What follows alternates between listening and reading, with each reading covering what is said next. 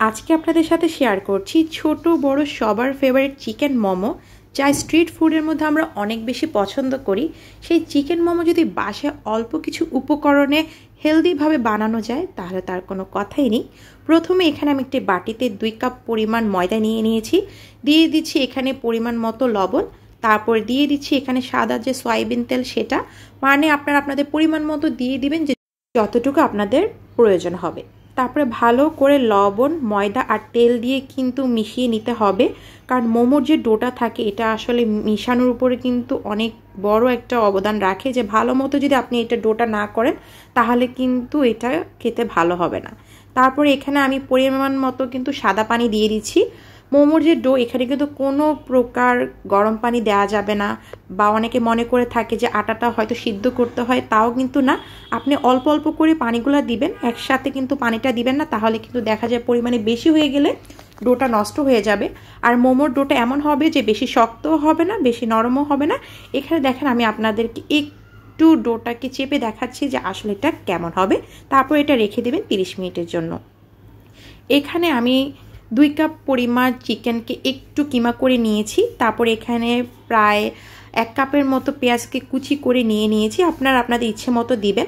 তারপরে আপনারা আপনাদের ঝাল মানে যেমন খেতে চান আর কি ঝাল, সেই হিসেবে কাঁচামরিচ দিয়ে দিবেন, ধনেপাতা দিয়ে দিবেন। আবার এখানে আমি একটু সাদা তেল কিন্তু দিয়ে নিচ্ছি। তারপর এখানে আমি একটু দিয়ে দিচ্ছি সয়া সস, মানে সব কিছু আপনাদের পরিমাণ মতো আন্দাজে দিয়ে দিবেন। বাট তারপরে যদি বলেন তাহলে এখানে আমি প্রায় 2 চামচের মতো দিয়ে দিয়েছি। তারপরে এখানে আমি দিয়ে দিয়েছি 1 চামচের মতো গোলমরিচ। আপনারা যদি কেউ কম ঝাল খান তাহলে স্কিপ করতে পারেন। দিয়ে দিবেন পরিমাণ মতো লবণ, একটু বুঝে শুনে দিবেন, কারণ আমরা এখানে যে সয়া সসটা ইউজ করি সেখানেও কিন্তু ভালোই লবণ থাকে। তারপর একটু টেস্টিং সল্ট দিয়ে দিয়েছি। আর এখানে দিয়েছি আমাদের রাঁধুনি বা প্রাণের যে একটু ম্যাজিক মশলা আছে, সেটা দেওয়ার পর আমাদেরকে ভালো করে কিন্তু এখানে একদম মিশিয়ে নিতে হবে, কারণ যদি ভালো করে না মিশিয়ে থাকেন তাহলে কিন্তু একটু মশলাগুলো মানে যখন খাবেন তখন দাঁতের নিচে লাগবে। তারপর এখানে আমি আদা রসুন বাটা 1 চামচের মতো দিয়ে দিয়েছি। তারপর আবার এগুলাকে আমাকে ভালো করে মিশিয়ে নিতে হবে। তো ব্যাস, এই তো আমার সবগুলো দেখেন এখানে মিশানো হয়ে গিয়েছে, এবং এটাকে আমার রেখে দিতে হবে 30 মিনিটসের জন্য। 30 মিনিটসের পরে এখানে এখন ছোট ছোট করে একটু ডো করে নিতে হবে। ডোটাকে আপনারা যখন বেলবেন তখন চেষ্টা করবেন সেটাকে আবার একটু হাতের সাহায্যে ভালো করে যাতে একটু মিশিয়ে নিতে।